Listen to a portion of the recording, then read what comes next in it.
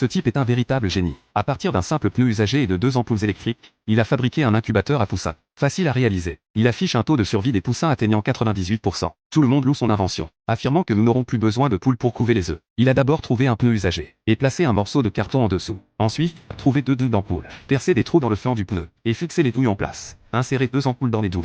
La puissance des ampoules doit être ajustée en fonction de la température ambiante locale. Ensuite, installer un contrôleur de température sur le flanc du pneu. Cela permet une régulation intuitive de la température pendant l'incubation. Sur le côté opposé du pneu, installer un ventilateur de refroidissement pour réguler la température d'incubation optimale. Une fois ces étapes terminées, recouvrez l'intérieur du pneu d'un filet de sable et ajoutez une quantité d'eau appropriée à l'intérieur pour contrôler l'humidité. Une fois tout préparé, il suffit de placer une couche de copeaux de bois sec à la base du pneu et d'y disposer les œufs de poules fraîchement pondus. Dans l'ordre, cet incubateur est simple à construire. Il permet de faire éclore des dizaines de poussins à la fois et est réutilisable. Après avoir disposé les œufs, réglez la température entre 37 et 37,7 degrés Celsius. Fermez le couvercle et attendez que les poussins éclosent. Pendant l'incubation, les œufs doivent être retournés tous les 2 jours pour assurer un chauffage uniforme. Après environ 20 jours, les œufs à l'intérieur du pneu commenceront à éclore à part. C'est remarquablement pratique et simple. Après inspection, les œufs qui ne sont pas encore complètement éclos nécessitent simplement que le couvercle soit replacé. Avec 2 jours de patience supplémentaires, ils émergeront tous. On ne peut qu'admirer l'ingéniosité de cet homme, qui a fabriqué un incubateur à poussins aussi pratique, à partir de matériaux simples.